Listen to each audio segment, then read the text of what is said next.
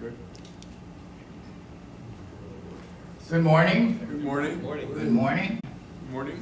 First of all, I want to bring you birthday greetings from Market Square Presbyterian Church. We recently observed our 230th, so we're quite a bit younger. So, happy birthday, Grandma.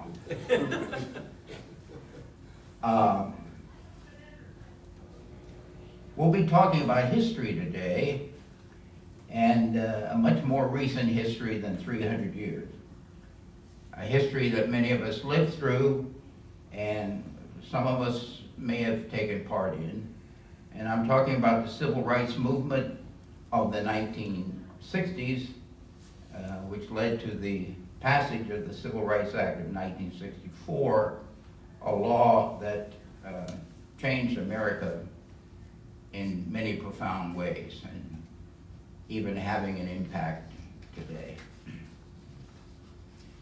We'll start in 1934.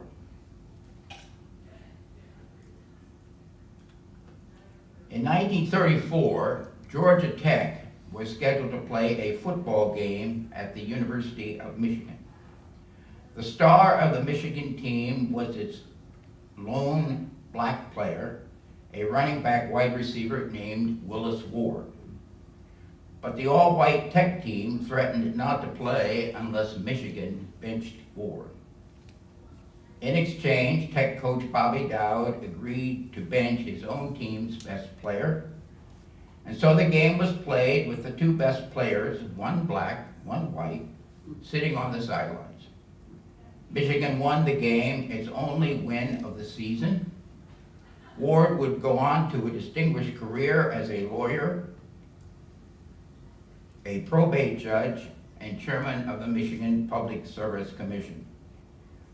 One Michigan team member who did play that day was its senior center. Anybody know who that was? Gerald Ford. That's a good guess. Yeah. Very good. Great, got it. Who would also go on to a distinguished career. In 1939, one of the world's leading contraltos, Philadelphian Marian Anderson, tried to book a concert at Constitution Hall in Washington, only to be rejected by the building's owners, the Daughters of the American Revolution. First Lady Eleanor Roosevelt terminated her DAR membership in protest and arranged for Anderson to sing from the steps of the Lincoln Memorial to an audience of over 75,000. In 1947, a black high school student was made to stand for hours on a bus returning from an oratorical contest so that newly boarded white passengers might have a seat. The student's name was Martin Luther King, Jr.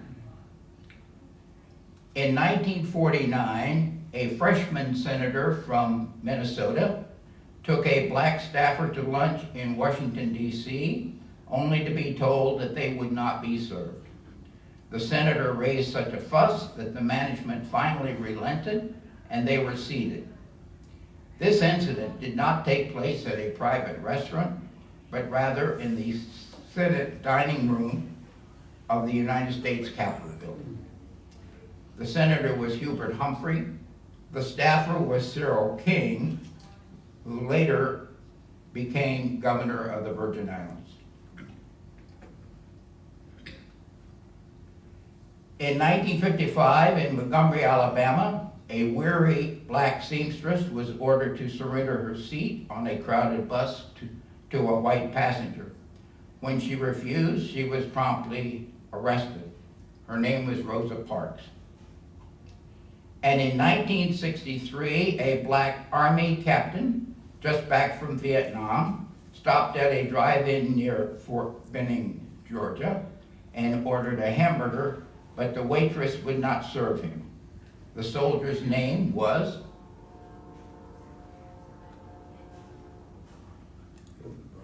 Colin Powell, who years later would become a four-star general, chairman of the Joint Chiefs of Staff, and U.S. Secretary of State. This is the sort of discrimination Black Americans faced every day in a nation that billed itself as the land of the free, with liberty and justice for all. But the arrest of Rosa Parks in 1955 and the brutal slaying of Emmett Till that same year ignited a civil rights movement to be led by a young preacher who would devote the rest of his life, indeed his life itself, to make America live up to its promise of equality under the law. Who was Emmett Till? Emmett Till was a 14-year-old black youth from Chicago who was kidnapped, tortured, and murdered in Mississippi. His alleged killers were acquitted by an all-white jury, although months later they confessed to the crime in a magazine article for which they were paid. The lynching of an African American with no one brought to justice was an all too common occurrence in the Jim Crow South.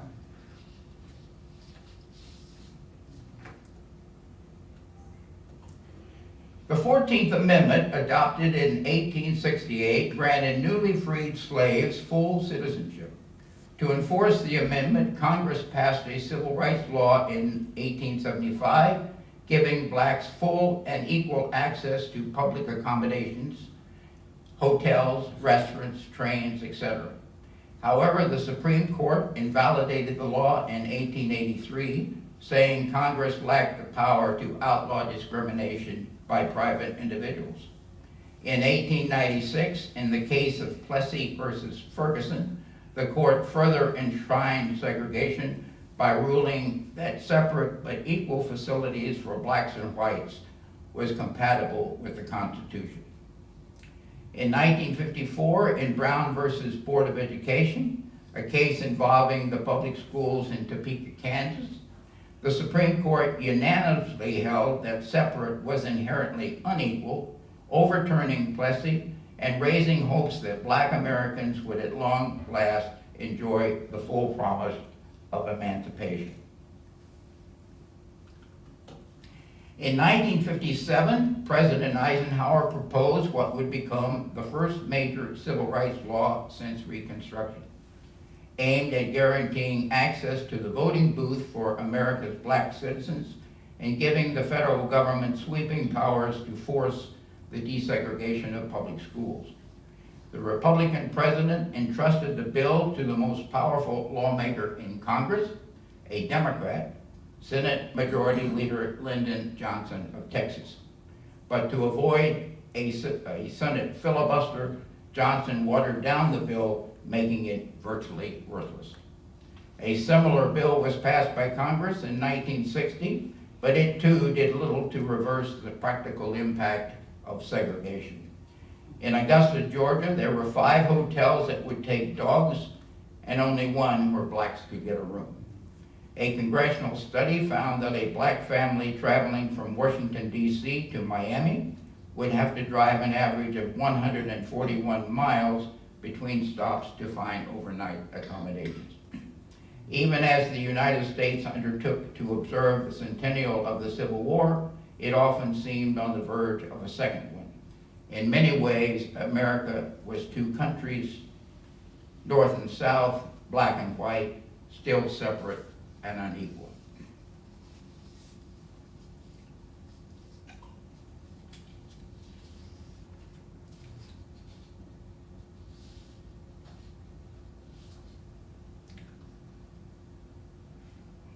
By 1963, peaceful protests and the violent backlash against them had spread across the South, from lunch counter sit-ins and freedom rides to firebombing mobs and defiant public school boards. Rigid racial segregation remained a fact of life, and the federal government seemed unable or unwilling to do anything about it.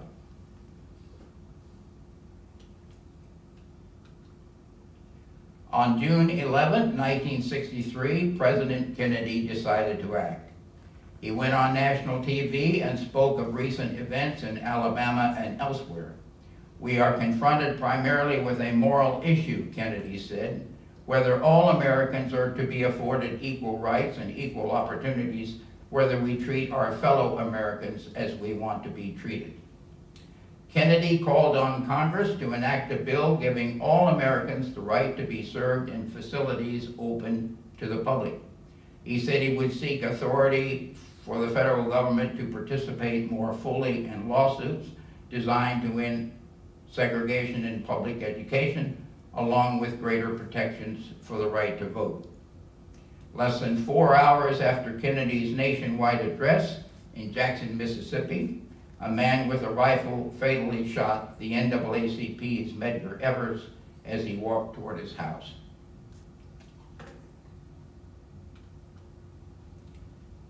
Having consulted with lawyers and legislators, business executives, and members of the clergy, President Kennedy met with the people who had pressed hardest for new legislation, the leaders of the major civil rights organizations.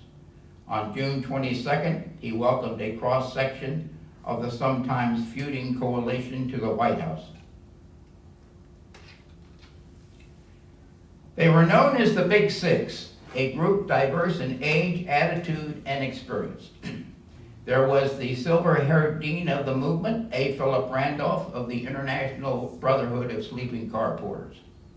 The proud and prickly Roy Wilkins, president of the NAACP. The cool, cautious Whitney Young of the Urban League. James Farmer of CORE, the Congress of Racial Equality, whose freedom rides had so distressed President Kennedy 2 years earlier. John Lewis, the young chairman of the Student Nonviolent Coordinating Committee, who had been brutally beaten on one of the freedom rides and had been arrested 24 times.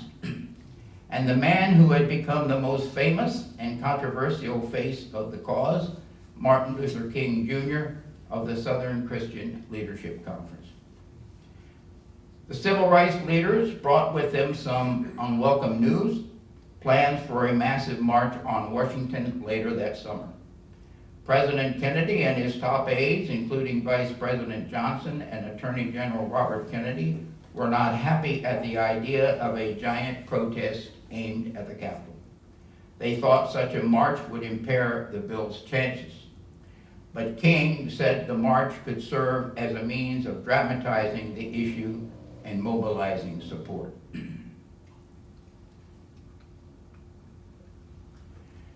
Martin Luther King Jr. was a most unlikely prophet of the civil rights movement. In fact, for the first 5 years of his life, his name wasn't even Martin Luther King. His name was Michael King, the eldest son and namesake of a one-time Georgia sharecropper who had risen to become assistant pastor of the Ebenezer Baptist Church in Atlanta. Only in 1934, when little Mike was 5, would his father legally change both of their names to Martin Luther King. King Jr. grew up in a middle-class black neighborhood in Atlanta. He early showed a gift for music, and in 1939 sang with the church choir for the world premiere of the motion picture Gone with the Wind. King attended the all-black, all-male Morehouse College in Atlanta, and at first aspired to enter medicine or the law, but finally decided to follow his father into the pulpit. He chose the Crozer Theological Seminary in Chester, Pennsylvania, an integrated school that encouraged free and critical thinking. After graduation as valedictorian, King headed off to graduate school at Boston University, and a whirlwind courtship and marriage to Coretta Scott, an Alabama farm girl who was studying voice at the New England Conservatory of Music. Earning a PhD in theology in 1954, King accepted a pastorate at Dexter Avenue Baptist Church in Montgomery, Alabama. His salary was $4,200 a year, which made him the highest paid black preacher in town at the age of 25. The night of Rosa Parks' arrest, King received a phone call from Montgomery's leading civil rights activist E.D. Nixon, who asked King to support a boycott of the city's bus lines. At first, King hesitated, but finally agreed on the condition that he not be required to do any organizing. But within days, as the boycott got underway, King found himself the only person willing to lead the crusade.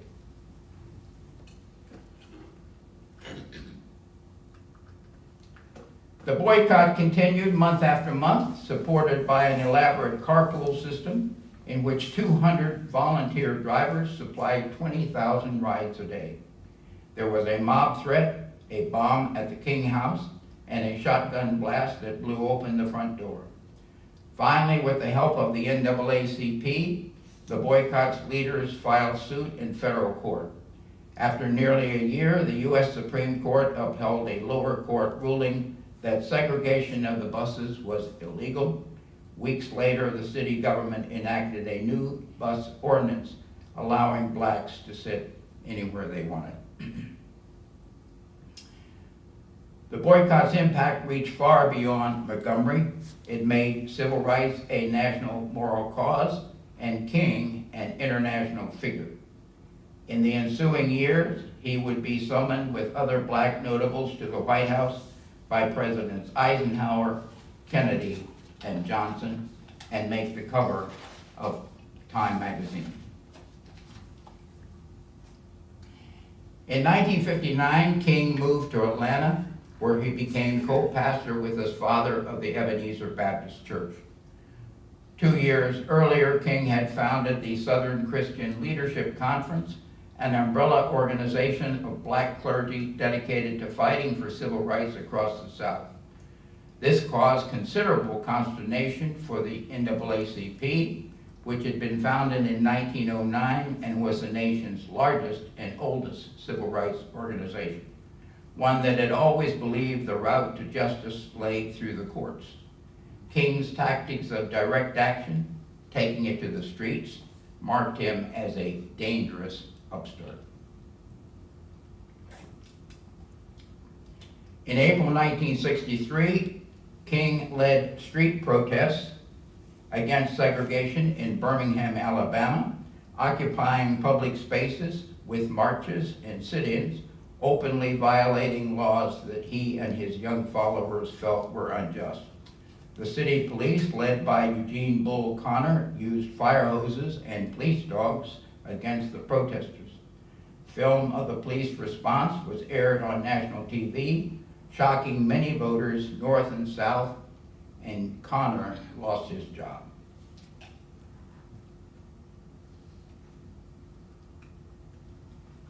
Early in the campaign, King was arrested, his 13th arrest out of a total of 29. From his cell, King composed his now famous letter from Birmingham jail, in which he defended his tactics of civil disobedience.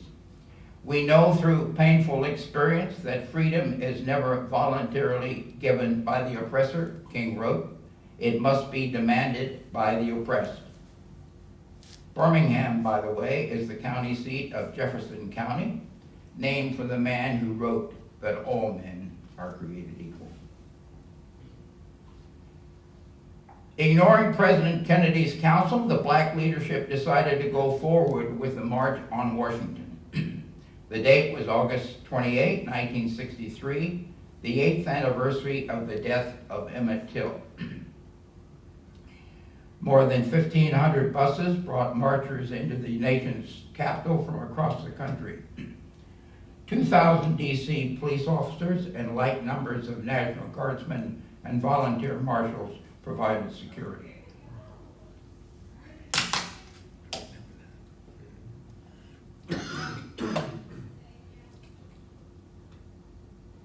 In all, 200,000 people showed up. They began marching toward the Lincoln Memorial. Black and white, business and labor leaders, politicians and ordinary citizens, entertainers like Paul Newman, Marlon Brando, James Garner, Harry Belafonte, Charlton Heston, Diane Carroll, and Rita Moreno. By prearrangement, King spoke last, concluding with his now famous "I Have a Dream" speech. On July 2nd, 1963, Assistant Attorney General Burt Marshall flew to Ohio for what proved to be a crucial meeting with Congressman Bill McCullough, ranking Republican on the House Judiciary Committee. Marshall's mission was simple: ask McCullough to mobilize support for the Civil Rights Bill among his Republican colleagues in the House. With Southern Democrats opposed, support from Northern Republicans was vital. McCullough was a conservative, an avatar of fiscal probity. He supported school prayer and gun rights and opposed foreign aid. But despite the fact that the population of his district was less than 3% black, McCullough had long been a supporter of civil rights, though he preferred the term equal rights. On January 31st, 1963, 4.5 months before President Kennedy's speech to the nation, McCullough had introduced his own civil rights bill. McCullough told Marshall that he wanted the administration to support a strong but practical bill, one that could pass the full House. He also insisted that the administration not allow the Senate to weaken the bill. McCullough had supported earlier civil rights bills only to see the key provisions bargained away in the Senate to avoid filibusters.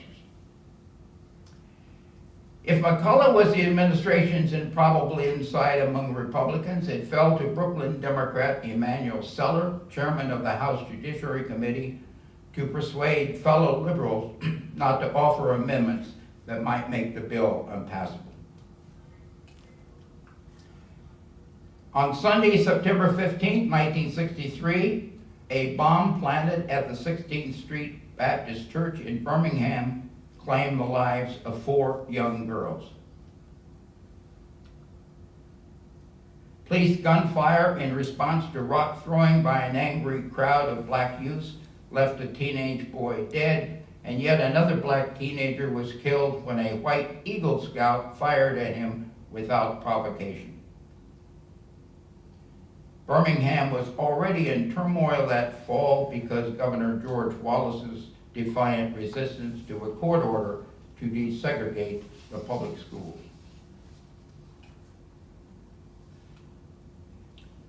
The Civil Rights Bill cleared the House Judiciary Committee, then went to the Rules Committee.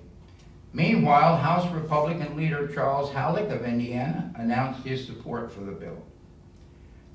On November 27th, 5 days after the assassination of President Kennedy, President Lyndon Johnson addressed a joint session of the House and Senate. He called for the enactment of the dead president's legislative program, including the Civil Rights Bill. The bill was still in the House Rules Committee, but pressure was building on its chairman, Democrat Howard Smith of Virginia, an avowed opponent, to let it out. Republican Bill McCullough testified before the committee, urging that the bill be reported to the floor where there were clearly enough votes to pass it. When Smith protested that Southerners were not ready for such drastic changes in their way of life, McCullough quoted from James Russell Lowell's 19th century anti-slavery program, "New occasions teach new duties, time makes ancient good uncouth, they must upward still and onward who would keep abreast of truth." On January 30th, 1964, the Rules Committee sent the bill to the House floor by a vote of 11-4, with only the committee's Southern Democrats in opposition. Seller and McCullough skillfully guided the bill through 9 days of debate, rallying their bipartisan forces to defeat most amendments. The final vote to send the bill to the Senate was 290 in favor, 130 opposed. Voting in favor were 152 Democrats and 138 Republicans. Voting against were 96 Democrats, 86 from the South, and 34 Republicans, 24 from the South.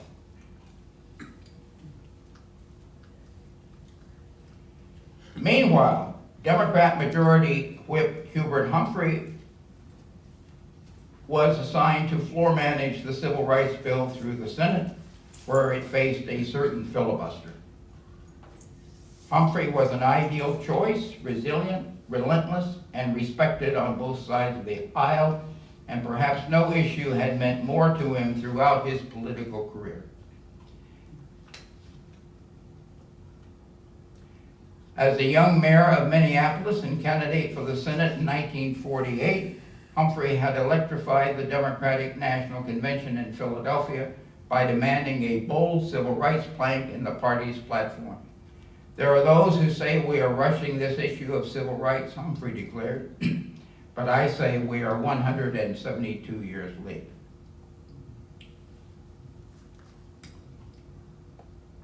Leading the opposition was Democrat Senator Richard Russell of Georgia, who argued that the bill was unconstitutional.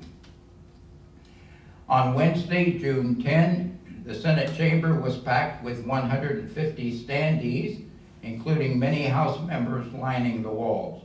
The debate began on whether to invoke cloture and end the filibuster.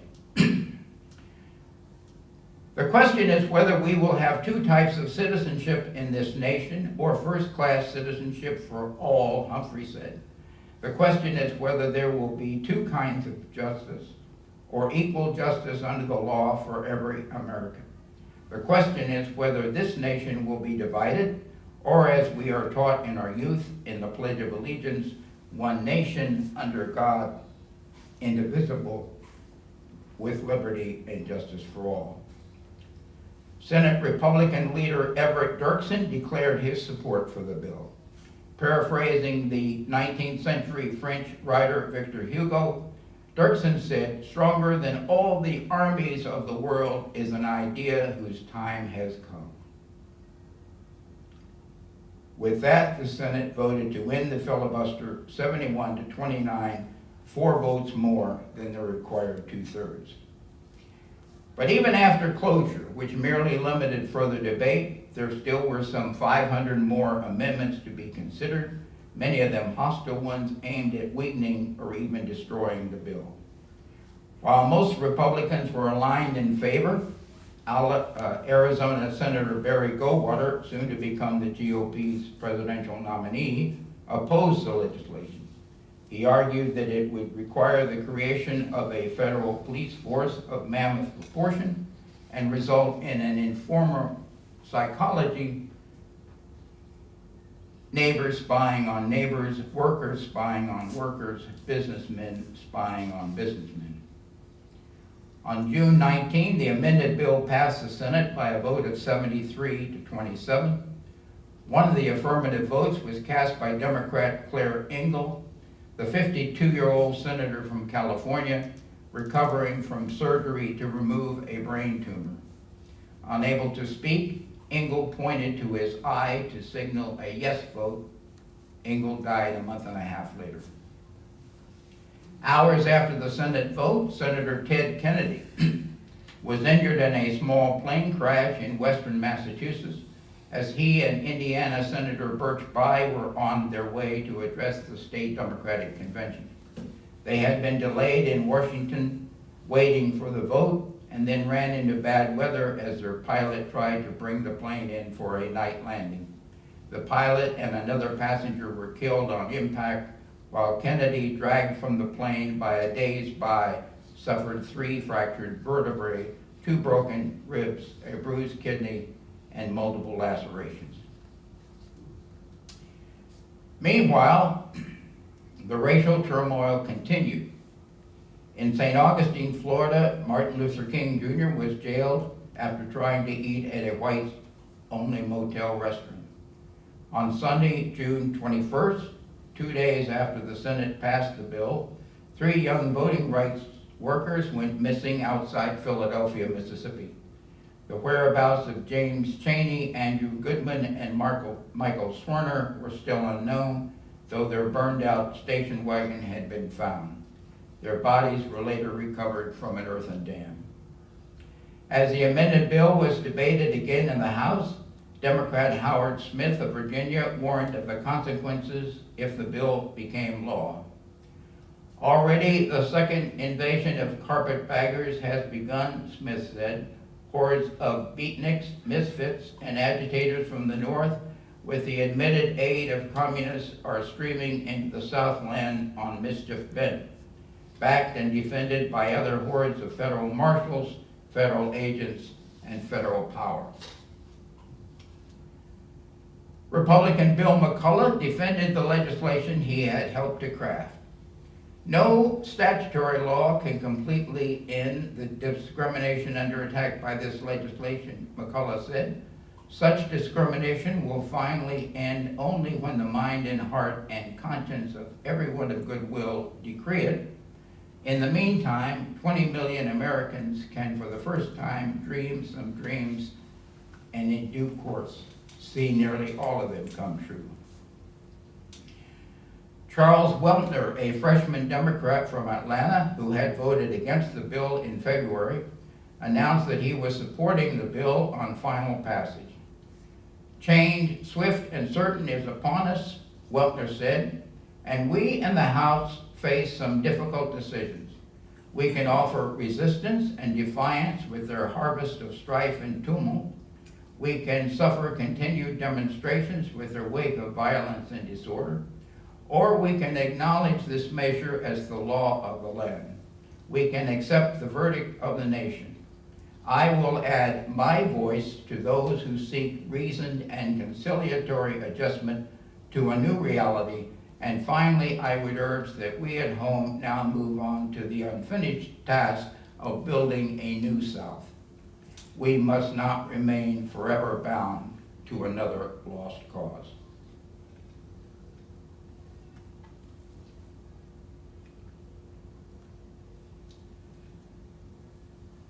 At last, the House passed the bill 299 to 126. In the early evening of July 2nd, 1964, President Johnson signed the bill into law. In the front row sat the bipartisan team that had guided the bill, Humphrey and Dirksen, Seller and McCullough. Others present were Attorney General Robert Kennedy and FBI Director J. Edgar Hoover. Scattered in rows near the front were Martin Luther King Jr., Roy Wilkins, and other civil rights leaders. For all the storm over passage of the Civil Rights Act of 1964, acceptance of the new law was widespread. However, there were pockets of resistance. The Robert E. Lee Hotel in Jackson, Mississippi closed its doors on July 2nd rather than accept integration. It would reopen months later as a private club before being sold to the state for use as an office building. Far more typical was the experience of Captain Colin Powell, who in the summer of 1964 went back to the same Georgia drive-in that had refused him service and ordered a hamburger without incident. In December 1964, the Supreme Court upheld the law's public accommodations section. There were scores of other legal challenges, but the essence of the law remained intact. The new law inspired and emboldened not only the civil rights cause of Black Americans, but also of Hispanic and Native Americans, the women's movement, and later the gay rights movement. The Civil Rights Act by no means finished the job of assuring equality before the law. Less than a year after its passage, bloody protests in Selma, Alabama demonstrated the enduring extent of blacks' lack of access to the ballot box. Congress responded with the Voting Rights Act of 1965, which outlawed poll taxes and literacy tests and required federal approval of voting law changes in areas with a history of discrimination. The 1964 Civil Rights Act and the 1965 Voting Rights Act were among the most important laws passed by Congress in the 20th century, barring discrimination based on race, religion, gender, or national origin. Together, they represented the high watermark of shared civil purpose, national unity, and hope that the nation might yet live up to its founding creed. By the late 1990s, with northern industrial cities crumbling and a changing economy, the South saw net gains of Black migrants from other regions of the country, reversing a decades-long trend of blacks fleeing the Jim Crow South. But while equality of opportunity has improved, black high school students still graduate at a lower rate than their white counterparts. 50% of black students at four-year colleges complete their bachelor degrees compared to 60% of whites. Black unemployment rates are twice those for whites, while the average per capita income for blacks is roughly half. Moreover, a darker, more divisive, more violent era followed passage of the 1964 and 1965 laws. Just days after President Johnson signed the Voting Rights Act, the Watts neighborhood of Los Angeles erupted into a bloody six-day riot, a portent of widespread racial unrest to come as the decade unfolded. In the late 1960s, rioting broke out in cities across the country as angry black men rampaged through the streets, firing guns indiscriminately, burning and looting white-owned businesses. The police response was swift, severe, and deadly.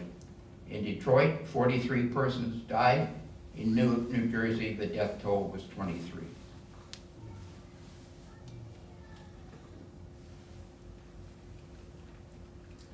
President Johnson appointed a commission to investigate the cause of the riots. After months of study, the panel cited long simmering frustration within black communities over extreme poverty, high unemployment, inadequate housing, and limited educational opportunities. It laid the blame on decades of race discrimination and recommended that the government spend billions of dollars to address the problem of income disparity. However, the commission's report was largely ignored, even by Johnson himself. Instead, the nation chose to increase federal spending to better arm and equip city police and crack down on violent crime and illegal drugs, including longer prison sentences. Law and order became the issue of the day, and it helped to resurrect the political career of Richard Nixon and put him in the White House. Never again would the national consensus on civil rights be so strong as controversies over affirmative action, busing, and black power splintered the movement in the broader society.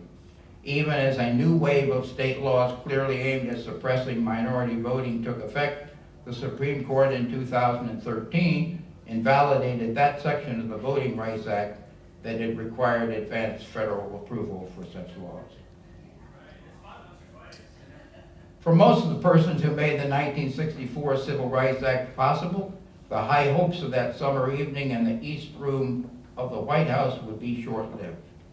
Exactly 1 month after the bill signing on August 2nd, 1964, the destroyer USS Maddox engaged 3 North Vietnamese gunboats in the Gulf of Tonkin.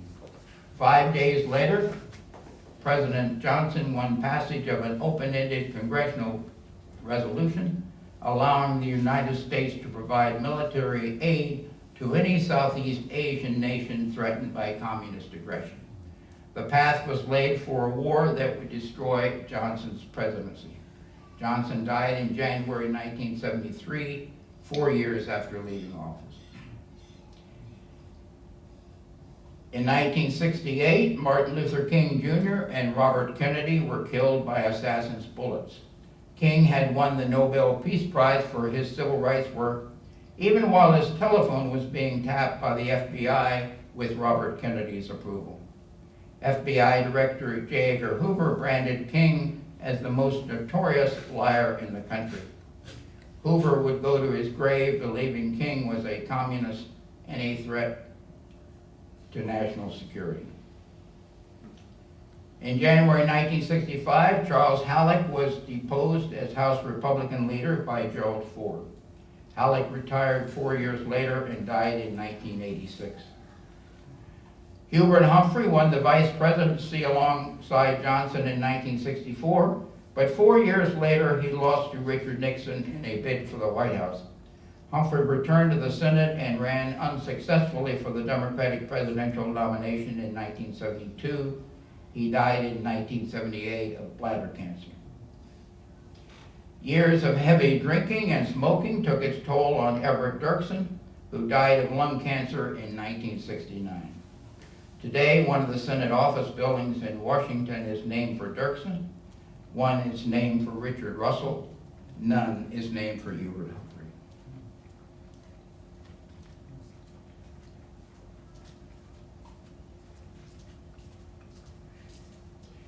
A year after guiding the Civil Rights Bill through the House, Emanuel Celler took up the cause of immigration reform. Before 1965, federal law gave preference to immigrants from Western Europe over those coming from other parts of the world. The idea was to keep the United States predominantly white. Celler's bill, which became law, erased the ethnic quotas. In 1972, Celler lost his House seat to fellow Democrat Elizabeth Holtzman. Celler had served in Congress for half a century. He died in 1981. Representative Charles Weltner, the young Georgian who had changed his initial vote against the Civil Rights Bill to support its final passage, won re-election in 1964. However, he declined to seek a third term in 1966 because the Georgia Democratic Party demanded that he support a segregationist running for governor, Lester Maddox. Weltner went on to a legal career, serving for more than a decade on the Georgia Supreme Court, winding up as Chief Justice. In 1991, Weltner became the second recipient of the John F. Kennedy Library's Profiles in Courage Award and died the following year.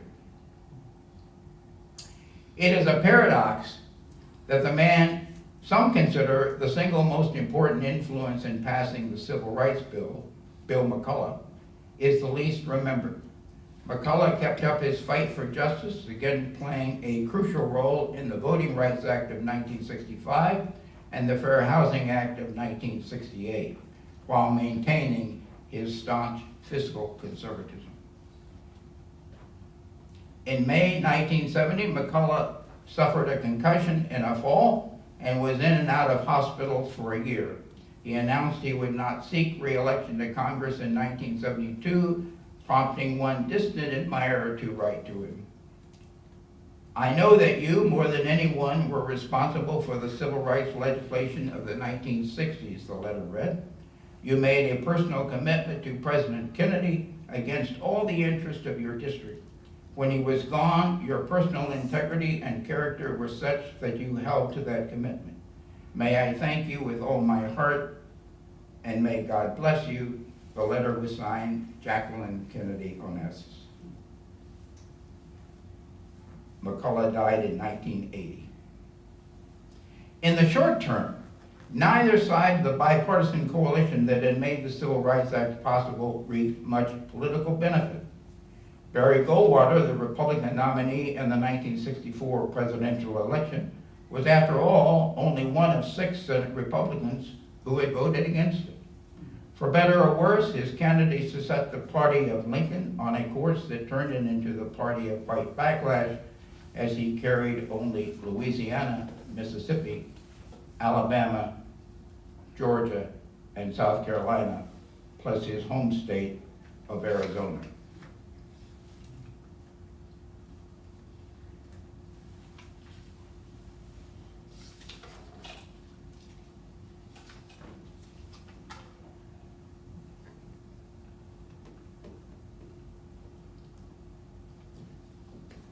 President Johnson won re-election in 1964, but feared that the civil rights law would cause his party to lose the South for generations to come. He was right. Over the decades, Republican dominance of the South grew, especially in Congress.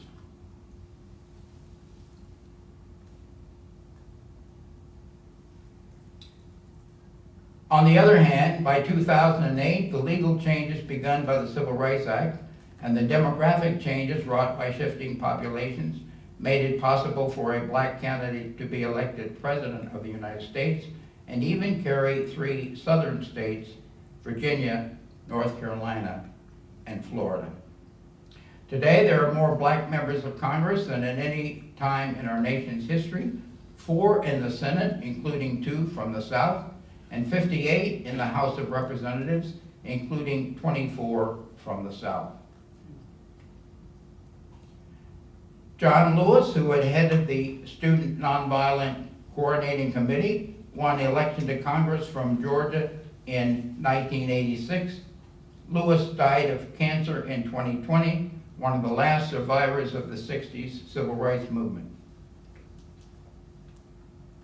It was Lewis who had been brutally beaten in 1965 when clubbed by a state trooper as he led voting rights demonstrators across the Edmund Pettus Bridge in Selma, Alabama.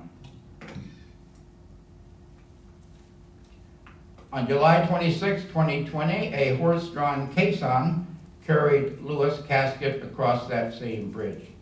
There were calls to rename the bridge in memory of Lewis, but local authorities preferred to keep the name of Edmund Pettus, a one-time U.S. Senator from Alabama, Brigadier General in the Confederate Army, and Grand Dragon of the Ku Klux Klan. Among the speakers at Lewis' funeral at Atlanta's Ebenezer Baptist Church were former Presidents Bill Clinton, George W. Bush, and Barack Obama. The New York Times published an op-ed piece that Lewis had penned as he was dying. In it, he urged young people to continue the struggle for equality. Though I may not be with you, Lewis wrote, I urge you to answer the highest calling of your heart and stand up for what you truly believe. In my life, I have done all I can to demonstrate that the way of peace, the way of love and nonviolence, is the more excellent way. Now it is your turn to let freedom ring.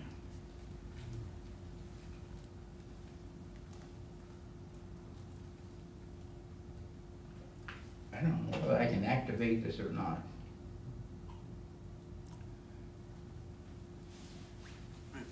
Use the mouse. It goes by Use the the mouse mouse. down there, yeah.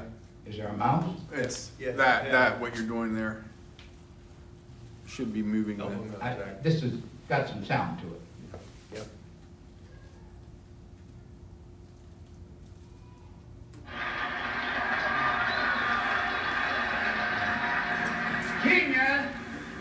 Genius draws no color line. And so it is fitting that Marian Anderson should raise her voice in tribute to the noble Lincoln whom mankind will ever honor. Miss Marian Anderson.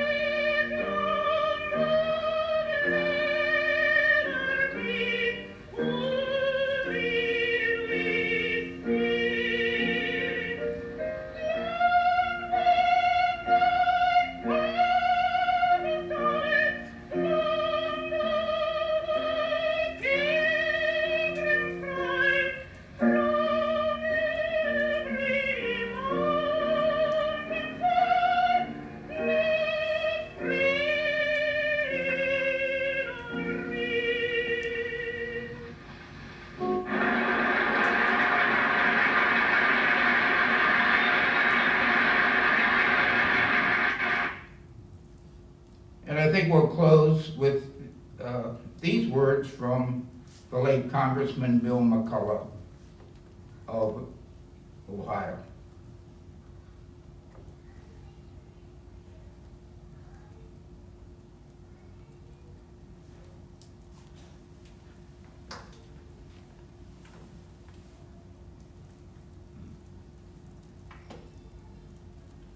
Any questions? Question and a follow-up question. What years were you a reporter in central Pennsylvania?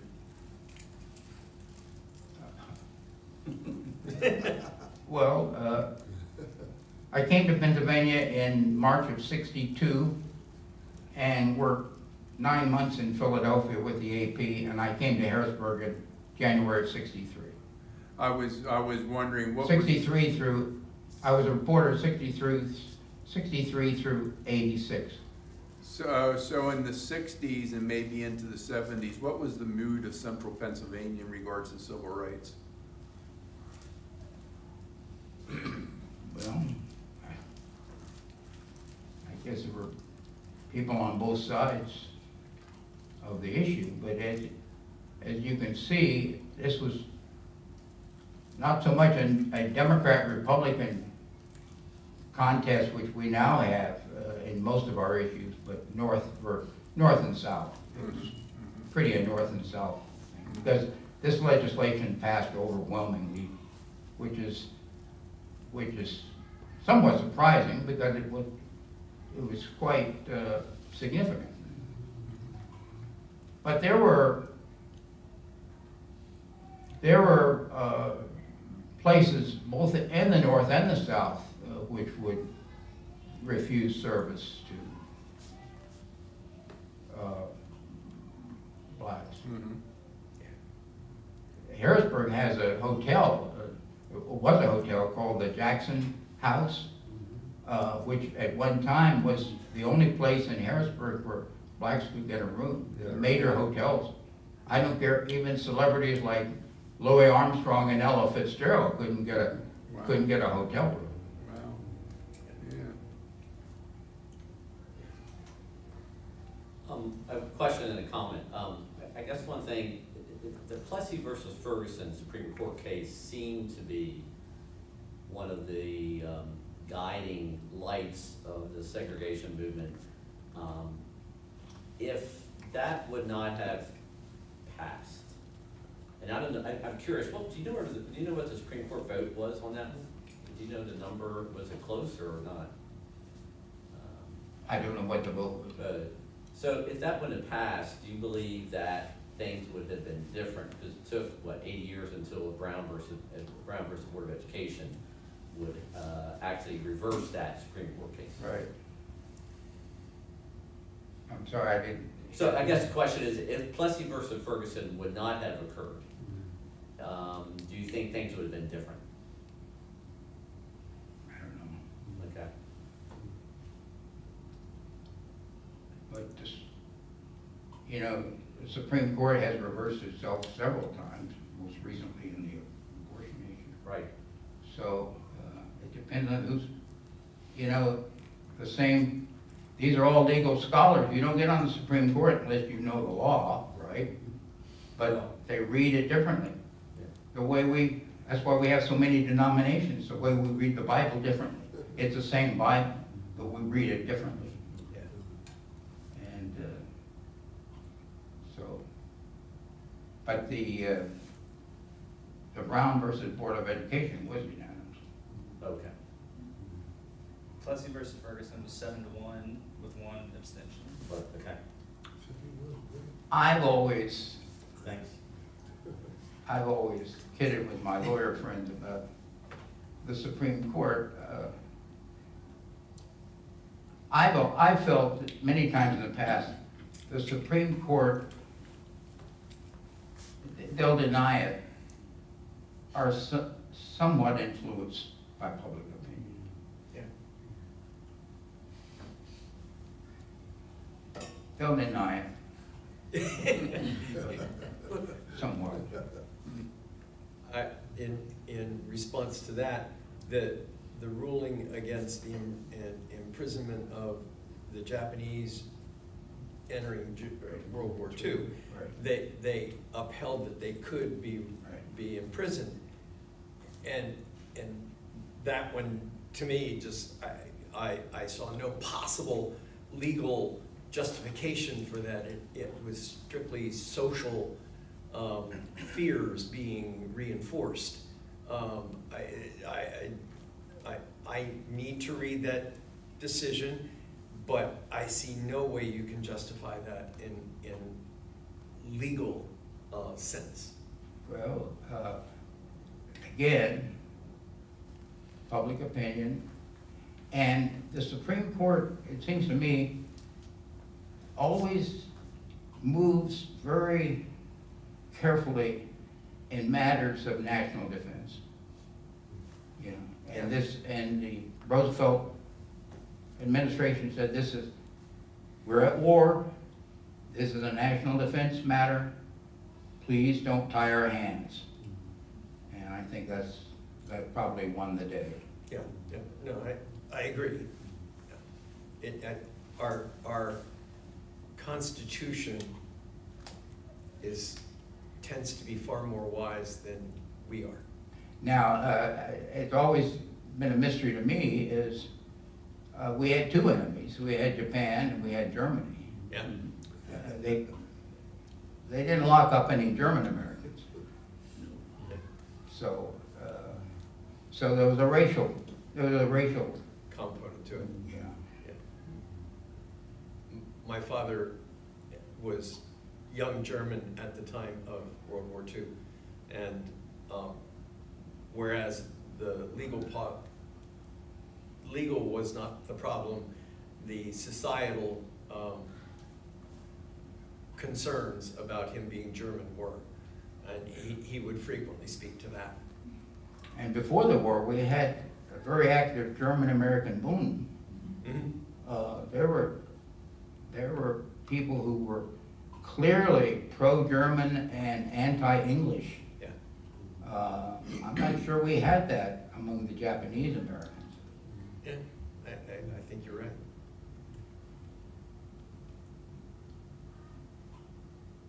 Anybody else? Well, I thank you for letting me, That was very, very Thank you. informative, Thank you. yes. Thank you. it's a fascinating story. You brought back many memories of what things were like at that time. Yeah. Yeah, and the people that were at the forefront. And I learned a lot about Bill McCullough Yeah. from Ohio. I have a question. Are we going full circle? I don't Are we know. back, are we back to where we started all this in the 64? Seems like it. Well, I don't know. I mean, I've never been able to predict the future. I'm not predicting, I'm just looking. I'd be on Wall Street if I I'm could. looking where I am compared to where I was. And, because, I guess history does repeat itself. I don't know. Sad. yeah. It's sad. We do not learn well. No. That's God's greatest gift to us is the inability to predict the future. Okay, well, thank you. Thank you. Thank you. I did see that separate English home system. We moved it when that was. Yeah. Long time. Oh, it was, no, it was. The elementary school for the kids. Yeah. Black kids were the. And the white kids had this brand new pristine building. We still- It still exists. Oh, it does? It's with